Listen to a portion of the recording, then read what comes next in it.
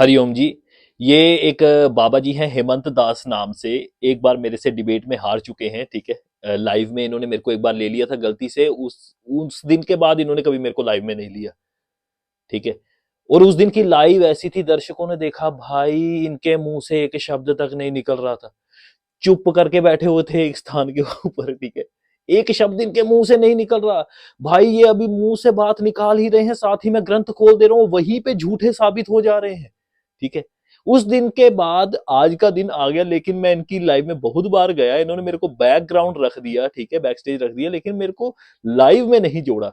अच्छा, इन्होंने मेरे को एक बार लाइव में पता कब जोड़ा, जब लाइव सारी की सारी खत्म हो गई ना, लाइव एंड कर दी, उसके बाद मेरे को स्टूडियो में जोड़ के मेरे साथ बहस कर रहा है और मेरे को कह रहे हैं कि भाई ये गोबर की पूजा कहाँ लिखी है।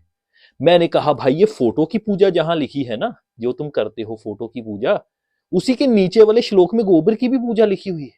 कहने लगी गोबर की पूजा से, अगरबत्ती से मोक्ष कहाँ होता है। मैंने कहा भाई फोटो की पूजा से मोक्ष कहाँ होता है। उसके बाद इस बंदे ने मेरे को कभी लाइव एंड होने के बाद भी नहीं लिया, ठीक है। अब आज ये बता रहे हैं कि कौन कौन व्यक्ति है जो कलयुग में पूज्य होगा, आदि आदि चीजें होगा। तो चलिए इनकी इस वीडियो के ऊपर एक नजर डालते हैं, फिर देखिए ये कैसे शिवांश नारायण द्विवेदी हैं, ठीक है, उनको फंसाने के चक्कर में खुद ही कैसे फंस गया है। चलिए आज की इस वीडियो में देखते, चलिए ये वीडियो देखिए, जरा ये क्लिप देखिए। जो आचरणहीन है और वेद मार्ग को छोड़कर ही हुए हैं, कलयुग में वही ज्ञानी और वही वैरागवान है। अब क्वेश्चन आता है, क्या आपके बाबा जी भी ज्ञानी और वैरागी है या नहीं है। अब इसमें आप ना बोलोगे कि कलयुग में वो ज्ञानी और वैरागी नहीं है तो भी फंस जाओगे, और अगर हाँ बोलोगे तब भी फंस जाओगे, क्योंकि गुण ही ऐसे बताए हैं रामचरितमानस में। अब ये प्रश्न है, क्या आपके गुरुजी जो है वो ज्ञानी वैरागी है या नहीं है। अब इसी के साथ चलते चलते महिमा मंडन करते हुए ये आगे फिर अपनी बातों में कैसे फंसते जा रहे हैं, चलिए और देखते हैं इनकी एक क्लिप। जिसके बड़े बड़े नख और लंबी लंबी जटाएं हैं, वही कलयुग में प्रसिद्ध तपस्वी है। देखिए कितनी बढ़िया बात लिखी है इनके लिए। हाँ, बात तो बहुत बढ़िया लिखी हुई है, लेकिन भाई आप ये बताइए, क्या आपके बाबा जी प्रसिद्ध तपस्वी हैं कि नहीं है, ये बता दीजिए।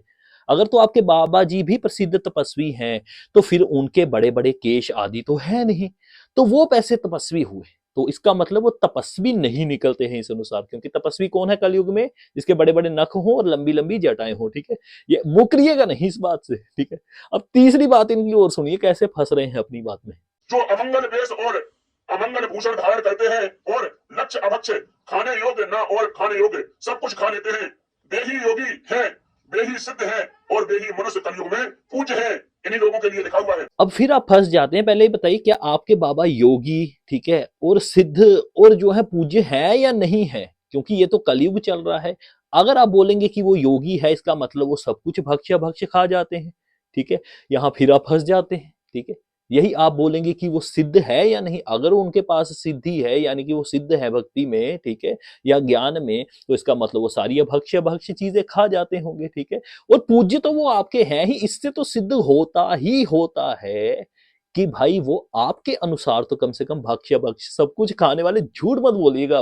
अब देखिए अगला ज्ञान इनका, देखिए महाज्ञान तो अभी आना बाकी है।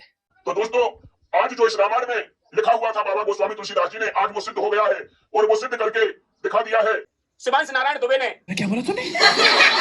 शिवांश नारायण दुबे ने, शिवांश नारायण दुबे ने।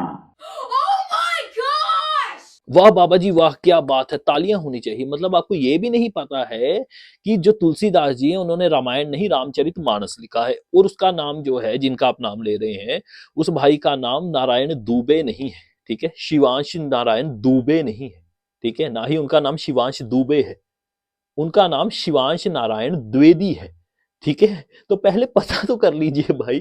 आपको ये नहीं पता है कि रामायण रामचरितमानस में फर्क क्या होता है, आपको ये नहीं पता दुबे में और द्विवेदी में फर्क क्या होता है। कौन सा ज्ञान दे रहे हो भाई ये। और मेरे साथ मतलब आपका मैंने कौन सा इसका आपके साथ कोई ऐसा मानसिक शोषण कर दिया आपका, कि उसके बाद आप मेरे को लाइव में लेने को तैयार नहीं हो रहे, ठीक है।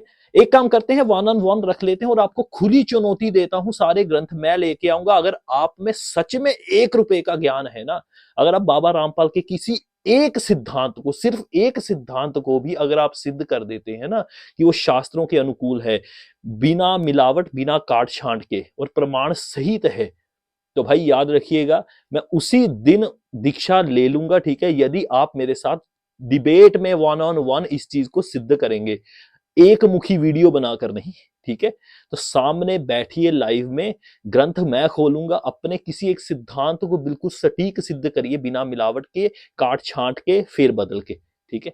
तो इसको कहते हैं लाइव चर्चा। तो आज की वीडियो यही कह के खत्म कर रहा हूं कि आपके पास कोई सिद्धांत नहीं है, ना ही आपके पास कोई शास्त्रीय ज्ञान है, आपका सारा ज्ञान केवल व्हाट्सएप से आता है, ठीक है। और आप काट छांट करके वेद आदि में कबीर देव को कबीर बनाने की एक कोशिश कर रहे हो, लेकिन वो भी आपके काम नहीं आ रही, ठीक है। अगली वीडियो में आपको और बहुत सारी अच्छी चीजें बताता हूं।